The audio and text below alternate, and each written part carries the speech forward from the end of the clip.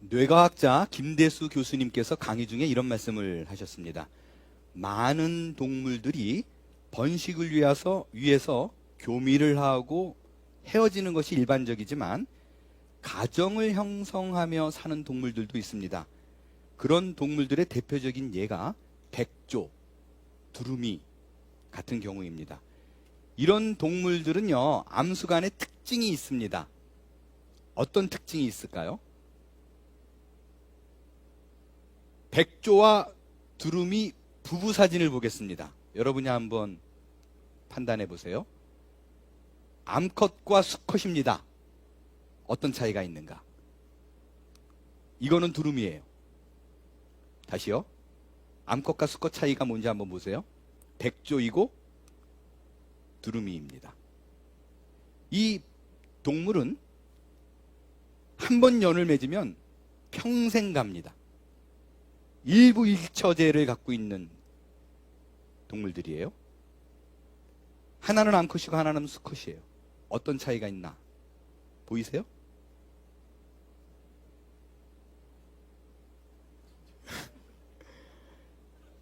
어떤 차이가 있냐면요, 아무 차이가 없다는 특징이 있습니다. 암컷과 수컷이 굉장히 비슷합니다. 잘 구분되지 않아요. 잘 사는 부부들이 닮는다고 하잖아요. 이것과 연관이 있는지는 모르겠지만 분명한 특징은 일부 일처인 동물들은 암수의 구분이 용이하지 않다라는 것입니다. 반면에 청동오리를 보겠습니다. 누가 암컷이고 누가 수컷일까요? 화려한 놈이 암컷일까요? 수컷일까요? 수컷입니다. 이 청동오리 수컷은 암컷이 알을 낳으면 둥지를 떠나서 수컷들끼리 몰려다닙니다. 동네 한량이 돼요. 새끼를 키우는 것은 오롯이 암컷이 담당한다고 합니다. 화려한 수컷이 얼굴값 하는 거죠. 그래서 사람이나 동물이나 배우자가 화려하면 불안한 이유도 똑같은 것 같습니다. 이를 통해서 알 수 있는 것은 부부가 화목하게 잘 사는 것은 닮으면 잘 산다. 닮으면 서로에게 충성하는 모습을 보이려고 한다라는 것입니다. 이 김대수 교수님의 말씀을 듣고요, 오늘 본문과 빗대어 생각해 보겠습니다. 오늘 본문은 예수님께서 간음하지 말라라고 얘기를 하시고 이어서 부부의 이혼 문제를 얘기하고 있습니다. 그래서 전례적으로 보면 이 본문을 두고 음욕, 간음에 대한 문제와 연계해서 부부간의 이혼 문제로 전개하는 경우를 많이 봅니다. 물론 이 또한 당시의 문화적 배경을 보면 여자를 굉장히 이렇게 천대했었잖아요. 그래서 쉽게 혼인계약을 남자 맘대로 파괴하는 일들이 너무나 빈번했기 때문에 이러한 문화를 두고 예수님께서 현란한 비판을 한 것이다 라는 것도 옳습니다. 그러나 오늘 본문을 두고 그것에만 집중하고 그친다면 예수님께서 전하고자 하는 가장 핵심적인 메시지를 뒤로 하고 피상적인 문제만 다루는 우를 범하게 되는 것입니다. 그렇게 사실 이 본문은요, 흔히 요즘 말하는 돌아온 싱글이라고 얘기하죠.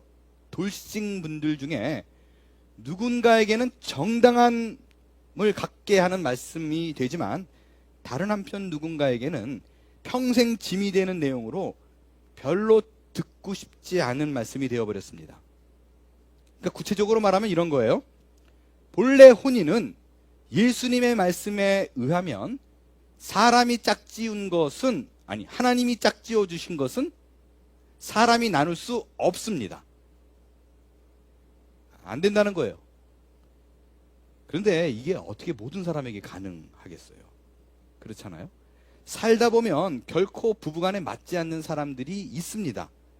이거는요, 그 부부의 개개인의 인격의 문제와 아무 상관없는 경우도 많이 봐요.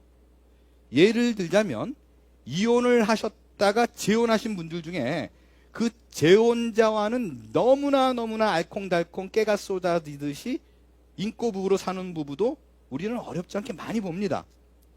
이런 분들일 경우 남자나 여자나 양쪽 다 처음 결혼한 그 상대자에게는 아주 살벌하게 매일같이 피 터지게 싸울지라도 재혼하신 분들하고는 너무나 잘 사는 케이스가 수없이 많습니다. 왜 이런 일이 벌어지는가? 이혼은요, 대부분 그 사람의 문제가 아니라 배우자 두 사람의 성향과 기질이 너무나 맞지 않기에 벌어지는 일들이 흔합니다. 이런 경우는요, 저희 부모님을 봐도 충분히 이해가 가능한 것 같아요. 개인적으로 보면 저희 부모님, 어머니든 아버지든 둘레의 모든 분들로부터 사람 참 좋다, 호인이다 라는 소리를 정말 많이 듣습니다. 근데 두 분이 젊어서 헤어지셨거든요. 25년 만에 딱 합치셨는데 왜 헤어졌는지 알겠더라고요. 여전히 서로 힘들어하세요. 그러니까 안 맞는 거예요. 안 맞는 건 사람이 좋고 나쁘고 상관도 없어요. 그냥 안 맞는 거예요. 이런 걸 보면 제가 목사이지만 어느 부부들 같은 경우에 하루가 멀다 하고 매일 그냥 쥐어 터지고 피 터지게 싸우는 부부들을 보면 솔직히 상담을 요청하면 그냥 헤어지세요 라고 말하고 싶은 경우가 여기까지 올라오는 경우가 너무나 많아요. 실제적으로 헤어지는 게 낫겠어요. 아니 그 남은 시간들을 어떻게 저러고 사시나, 세월이 아깝다 라는 생각으로 헤어지는 게 낫겠는데 라고 생각되는 부부들이 분명히 있습니다. 그런데 성경은 이혼에 대해서 뭐라고 얘기하는가? 마태복음 19장에 보면 예수님께서 이렇게 얘기했어요. 음행한 이유 외에는 이혼하지 마. 이혼을 불허한다는 것입니다. 근데 이게 바꿔 말하면요, 배우자가 간음, 간통, 성적으로 타락된 행동을 하면 이혼이 가능하다는 거예요. 그렇죠? 이 예수님의 말씀으로 인해서요, 신자 중에 이혼한 분들이 갖게 되는 두 가지 마음이 있어요. 그거는 배우자가 음행을 저질렀기 때문에 이혼하신 분들은요, 그나마 마음의 짐이 덜어지는 말씀이에요. 그렇잖아요. 예수님은 음행했어? 간음했어? 이혼해. 괜찮아. 허락했어요. 신앙적으로 크게 부담이 없습니다. 반면에 이 말씀이 엄청 부담스러운 분들이 계십니다. 그것은 이혼을 했지만 음행의 연고가 아닌 분들. 예를 들어서 가장 흔한 게 서로 간의 성격 차이죠. 그리고 돈 문제, 인성의 문제, 친가와 처가 가족 문제, 시어머니와의 불화, 서로 간의 가치관의 차이, 이런 것으로 이혼한 가정은 엄청 부담스러운 거예요. 또한 신자 중에 본인이 음행을 저질러서 이혼을 당한 경우가 있을 수 있죠. 이런 분들의 경우에는 성경에 나오는 이 이혼에 대한 얘기뿐만 아니라 가정 얘기, 부부 얘기만 나오면 교회 가기 싫어질 만큼 힘들어집니다. 그리고 교우들 간에 대화 나누다가 아주 사소한 얘기인데, 아무 뜻 없이 한 말인데 본인에게 비수가 돼서 꽂혀서 교회를 떠날 일이 생길 만큼 심각한 문제가 야기되기도 합니다. 자, 그렇다면 오늘 예수님께서 하신 이 말씀이 과연 이런 부부간에 실제적인 문제만을 염두에 두고 하신 말씀일까라는 부분입니다. 그건 그렇지 않다는 거예요. 물론 이것은 실제적인 것을 기반으로 두고 하신 말씀이 맞습니다. 하지만 예수님이 이 말씀을 하셨을 때는 궁극적인 목적이 그게 아닙니다. 먼저 실제적인 부분부터 생각해 볼게요. 당시 바리새인들 사이에 율법의 해석을 두고요, 크게 샴마이 학파와 힐렐 학파, 이 두 학파가 크게 의견을 달리했어요. 샴마이 학파는요, 심플, 뭐 다른 해석 붙이지 말고 율법에 써 있는 그대로 적용을 하자라는 주의예요. 반면에 힐렐 학파는 율법을 아주 플렉서블하게 해석했어요.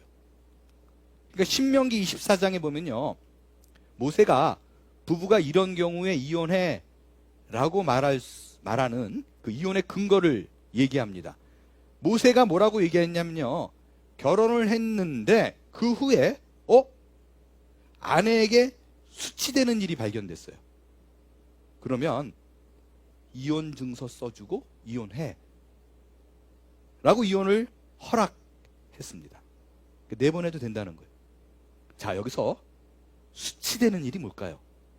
아내에게 수치되는 일이 발견됐대요. 수치되는 일이 뭘까? 이 수치되는 일을 힐렐 학파에서 어떻게 해석했냐면요. 아내가 요리를 해줘서 음식을 줬어요. 음식을 먹는데 돌이 씹혔어요. 수치되는 일이에요. 아내가 밥 다 먹고 설거지를 할 때 그릇을 깨먹었어요. 수치되는 일이에요. 심지어 당신은 얼굴 안 보고 결혼하는 경우도 흔했잖아요. 신부를 맞이했는데 못생겼어요. 수치되는 일이에요. 그래서 마음에 안 들어요? 이혼 증서 써주고 이혼했어요. 그러니까 이 수치되는 일이라는 것이 여자의 객관적 자질이나 능력에 달려 있지 않고 전적으로 남자의 주관적인 판단에 달려 있었습니다. 사실 모세가 이 법을 제정했을 때는요, 여자를 하대하는 문화라서 너무나 쉽게 여자를 내보내는 일이 흔하니까 상대적으로 지위가 너무 낮았잖아요. 그러니까 피해를 입었어요. 근데 여자는 혼자 살면 먹고 사는 문제가 굉장히 힘들어지거든요. 그래서 안 되겠다. 이거 쉽게 헤어지지 못하게 만들어야겠다라고 수치되는 일로만 규정해가지고 여자를 프로텍트하기 위해서 사실 만든 법이었었어요. 그런데 이 유대 남자들이 수치라는 부분을 자기 멋대로 그냥 확대 유연하게 해석해서 아무나 이혼 증서 써주면 쉽게 여자를 버릴 수 있는 그런 풍토가 당시에 만연했다라는 거예요. 그래서 마가복음 10장에 보면 바리새인들이 예수님께 나와서 물어보죠. 모세는 여자 버리고 싶으면 이혼 증서 써주면 버릴 수 있다 그랬는데 율법이잖아요. 예수님 당신은 어떻게 생각하세요? 이러고 물었어요. 그 질문을 들은 예수님이 명확하게 너 모세가 이 율법 왜 기록했는지 알아? 이유를 얘기했어요. 모세가 이걸 기록한 건 너희가 완악하기 때문에 여자 함부로 못 버리게 만들려고 한 거야. 그거 알아? 라고 얘기를 한 거예요. 그 다음에 예수님이 뭐라고 얘기하느냐? 하나님이 딱 지어준 거 사람이 함부로 못 찢어 라고 얘기합니다. 너무나 분명해요. 예수님께서 여자들에게 온갖 사소한 부분마저도 수치되는 일이라고 덮어씌우고 여자가 마음에 안 드는 행동을 하거나 질리거나 해코지하고 싶으면 언제든지 이혼 증서 써주고 버리려고 하는 그 세대를 비판한 것입니다. 그래서 확실하게 모세가 보호하려는 것이 그것이 명백한 이유였었어요. 이것이 예수님께서 산상수훈에서 이혼에 관해서 언급하신 실제적인 이유입니다. 그런데 오늘 아마 여기 앉아 계신 분 중에서 이 본문을 수도 없이 많이 보셨겠지요. 그런데 이게 생각해보면서 읽으면요, 이 본문 중에서 예수님께서 하신 말씀 중에서 큰 모순점을 발견할 수 있습니다. 딜레마가 하나 있어요. 잘 보세요. 많은 분들이 이 본문 읽으면서 이거 놓쳤을 거예요. 앞서 분명히 5장 28절에서는 뭐라고 얘기했어요? 음력을 품고 생각만 해도 여자를 보는 자는 이미 간음했다라고 얘기했죠. 여기 앉아 계신 남성분들 중에 이 부분에 나는 하나도 찔림이 없어 라고 말할 분은 없을 겁니다. 나는 여자를 보고 흔들린 적이 없어. 딱 세 종류일 것 같아요. 하나는 갓 태어난 남자아이. 여자를 봐도 아무 생각 없어요. 둘째, 기력이 다 쇠해서 이제 돌아가시기 직전인 남성. 세 번째는 게이. 이 세 경우를 제외하고 특별히 노출이 심한 여성을 봤을 때 모두 다 흔들립니다. 이 건강한 거예요, 사실. 여기에 자유로운 남성은 아무도 없다고 해도 과언이 아닐 것입니다. 실제적으로요, 제가 한 15년 전쯤인데 이름만 대면 아주 유명한 한국의 가장 유명한 영성가 한 분이 계세요. 목사님이신데 아주 가깝게 저와 지냅니다. 근데 이분이 15년 전이니까 거의 50대 초중반 때였을 텐데 둘이 이렇게 앉아가지고 이런저런 얘기를 하고 있는데 묻지도 않았는데 뜻밖의 얘기를 하나 던져주시더라고요. 그게 뭐냐면 이분이 한두 달 전에 건강이 굉장히 안 좋아진 일이 있었대요. 아마 위장이었던 걸로 제가 지금은 기억하는데 그러니까 속이 안 좋으니까 입맛이 다 떨어져가지고 밥을 잘 못 먹는 거예요. 밥을 못 먹으니까 기력이 없고, 기력이 없으니까 만사가 다 귀찮은 거예요. 그러니까 이분이 원래 그 커피를 못 드시는 분이에요. 아침에 커피 한 잔을 먹어도 그날 밤을 샌대요. 아침에 먹었는데. 그러니까 커피를 도저히 못 먹는 분인데 음식을 못 먹어서 기력이 없으니까 카페인으로 힘을 내려고 커피를 한 모금씩 먹는데요. 몇 시간마다 한 모금씩. 그 정도로 이제 기력이 다 떨어진 거죠. 그러다 보니까 몸에 힘이 없으니까 삶의 욕구가 다 사라지더래요. 물욕, 명예욕, 심지어 수면욕도 없어지더래요. 자는 게 고통스럽대요. 근데 놀라운 사실을 본인이 하나 발견했대요. 모든 게 다 욕구가 없어졌는데 하나는 끝까지 살아있더래요. 그게 성욕이었더라 라고 얘기해 주시더라고요. 깜짝 놀랐어요. 물론 그것이 그분의 개인적인 성향일 수도 있죠. 그렇죠? 근데 어쩌면 그것이 대부분의 남성들이 갖고 있는 마지막까지 남아있는 한 욕구가 아닐까 생각합니다. 남자는 뭐라고요? 숟가락들만 힘만 있으면 무조건 조심해야 된다. 이런 말이 나오는 거예요. 이제 여러분 모든 아내분들에게 권합니다. 꺼진 남편도 다시 봐야 됩니다. 그 역할을 아내가 해야 돼요. 이를 악물고 해야 돼요. 나는 남편 믿어 하지 말아야 돼요. 남편분 얼굴을 보면서 남성분들에게 꺼진 남편 다시 보자. 자, 예수님은 음욕을 품고 여자를 보는 자는 간음했다라고 선언하죠. 그죠? 근데 음욕을 품고 남자를 보는 자는 간음했다 이런 말 없죠. 그러면 여자는 예외라는 뜻이에요? 여성분들은 예수님께서 보시기에 여자는 남자를 좀 음흉한 눈빛으로 봐도 괜찮아 이런 거예요? 그건 봐줄만 하다라는 뜻인가요? 여러분 어떻게 생각하세요? 여기 앉아 계신 여성분들에게 묻습니다. 여자들은 남자를 보며 음흉한 생각을 품어도 돼요? 안 돼요? 이게 이렇게 대답이 늦게 나올 만큼 심각한 고민되는 얘기예요? 고민되면 문제예요. 안 됩니다. 여자고 남자고 상관없어요. 남자고 상관없어요. 이성을 음욕을 품고 보면 안 돼요. 그래서 여자를 보고 음욕을 품는 자라는 거는요, 모든 인간, 남성과 여성 모두를 대표하는 표현이지 꼭 남성만 국한된 게 아니라고요. 근데 뜻밖의 예수님이 이 말을 하고 무슨 말을 했는가? 음행한 이유 없이 아내를 버리면 그로 하여금 간음하는 거래요. 그리고 마태복음 19장에는 음행한 이유 외에 아내를 버리면 간음이다라고 딱 못 박아서 얘기합니다. 이 말을 바꾸면 음행을 하면 아내를, 남편을 버려도 된다는 거잖아요.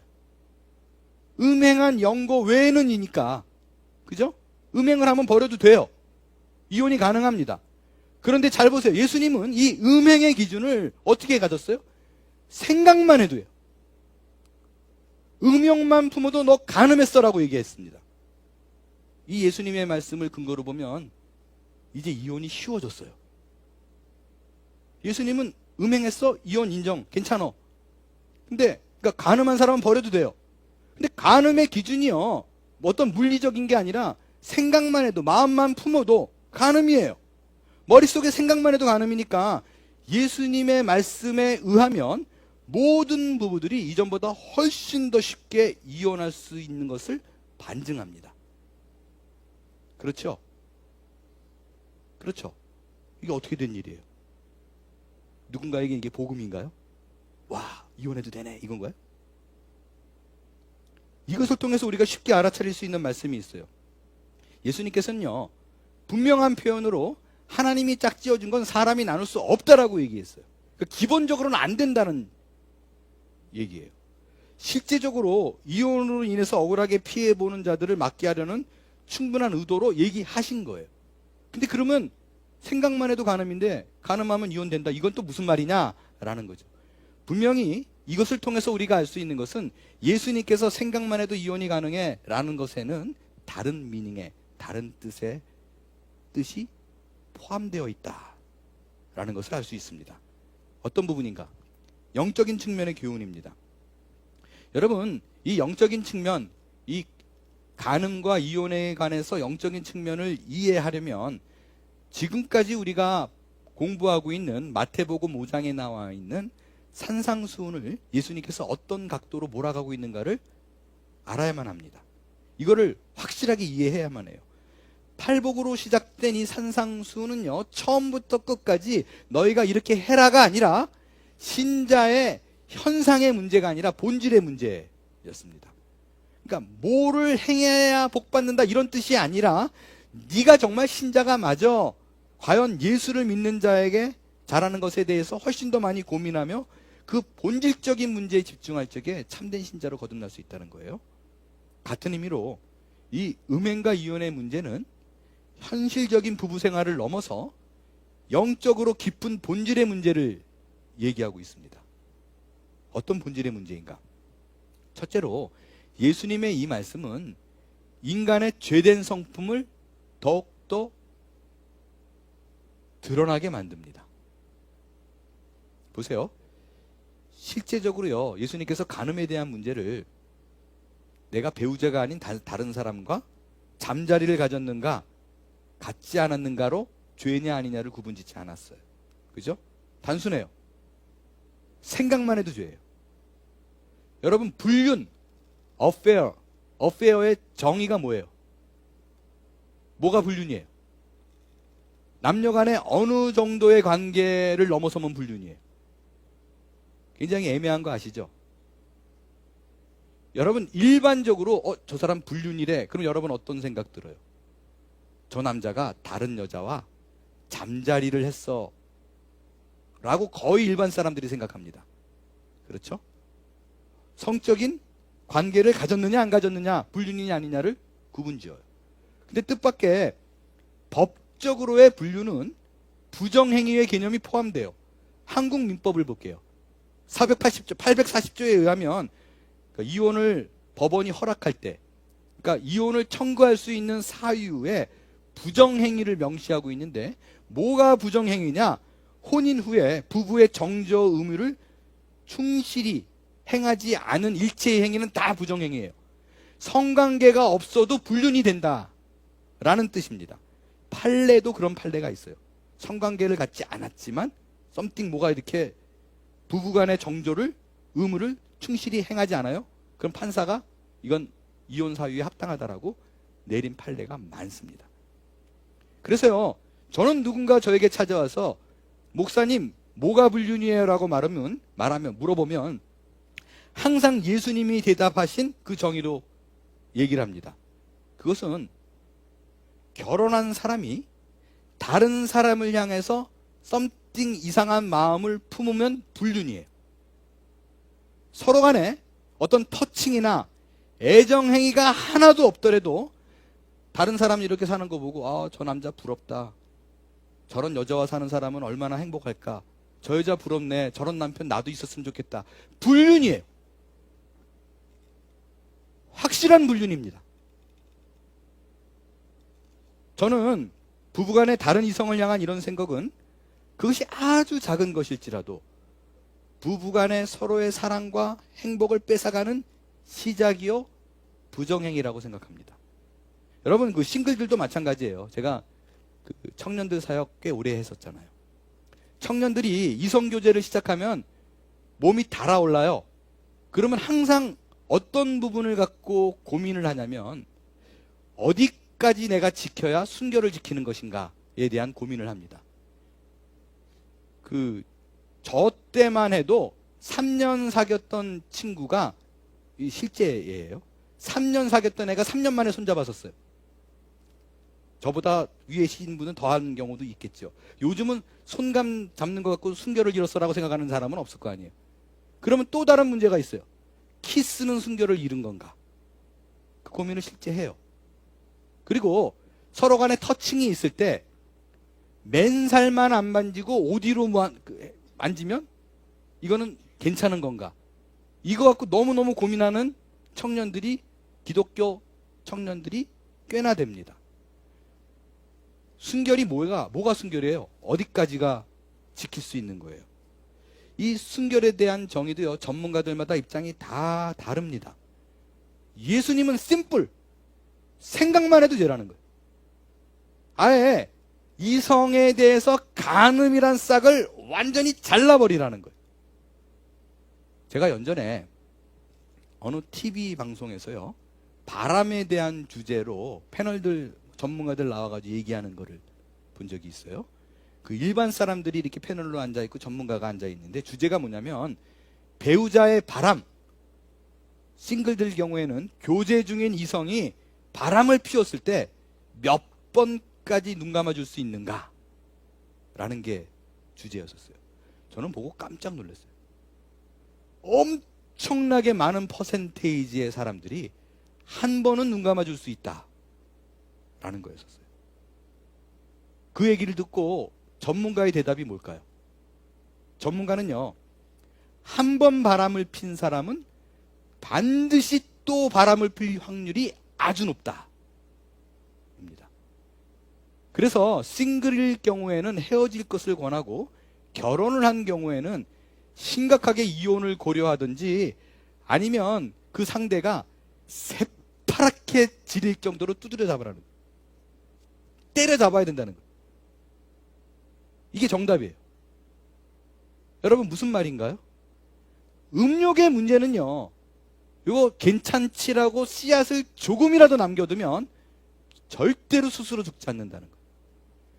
반드시 내가 집안 백야드를, 잔디를 기가 막히게 쫙 그린으로 만들어놨어요. 이거 잡초 하나 있는 거 귀찮아요. 그거 놔둬서 조금 관리 안 하면 어느 순식간에 이 잡초가 모든 잔디를 다 삼켜 버리는 것과 마찬가지입니다.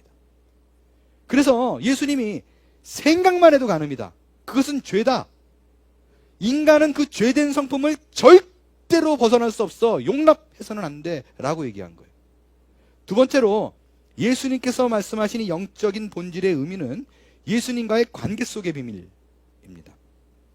성경은요, 아주 많은 곳에서 그리스도와 교회와의 관계를 신랑과 신부와의 관계로 묘사하고 있습니다.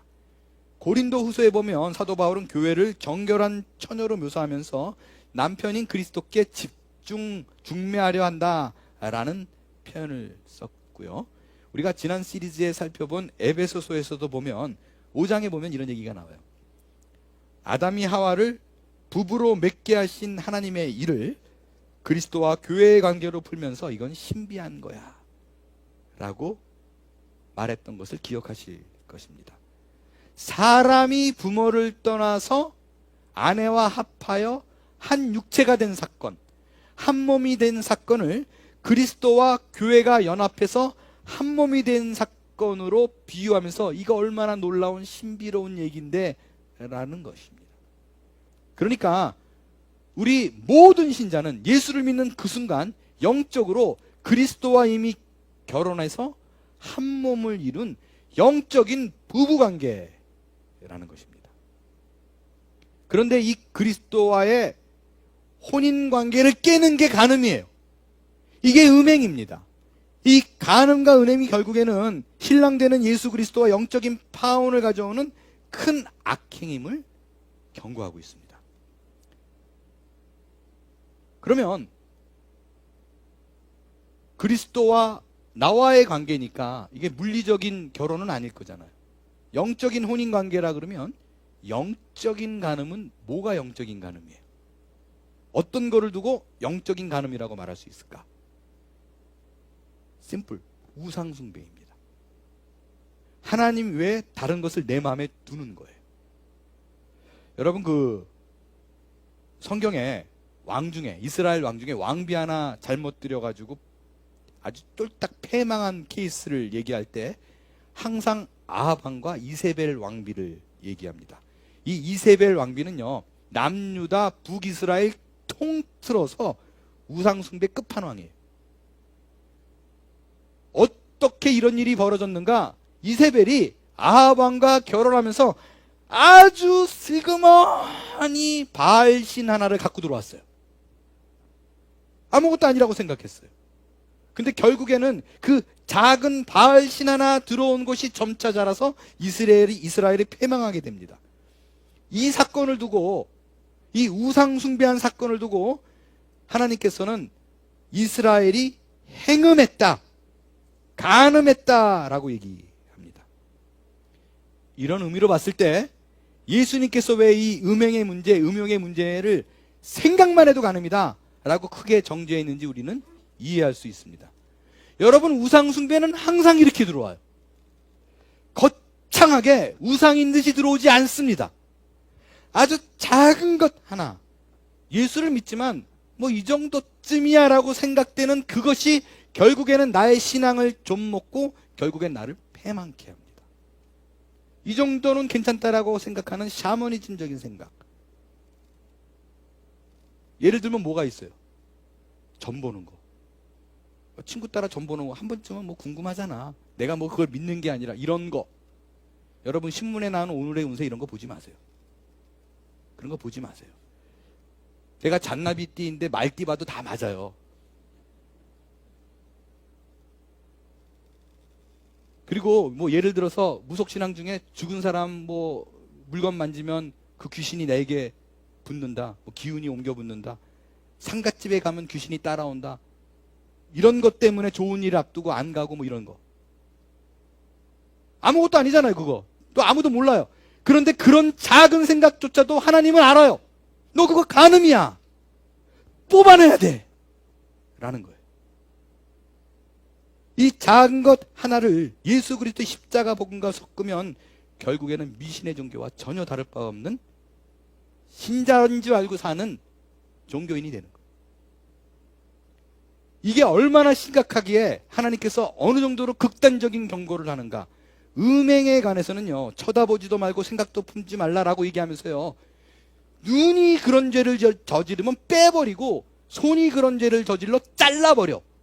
그게 그거 없어지고 천국 가는 게 낫지 그거 끼고 지옥 가는 게 낫겠어 라고 얘기하는 정도라고요. 극단적인 경고를 하고 있는 거예요. 이것이 오늘 예수님께서 제자들에게 전하는 가장 핵심적인 내용입니다. 성경은 구약 성경의 문을 열면서 창세기를 통해서 하나님께서 아담과 하와를 창조하시고 결혼한 이야기로 시작을 합니다. 그리고 신약 성경의 문을 닫으면서 요한계시록에 보면 어린 양의 혼인잔치를 묘사하며 성도 즉 교회와 그리스도가 결혼하는 것으로 묘사하며 끝을 맺습니다.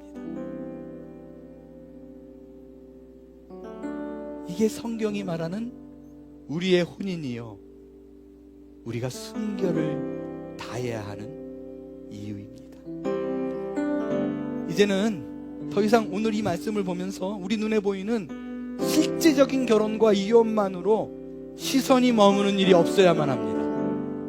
실제적으로 물리적으로 내가 이혼을 했느냐, 재혼을 했느냐, 누군가를 만났느냐, 만나지 않느냐, 이런 것 갖고 고민하는 일이 없었으면 좋겠습니다.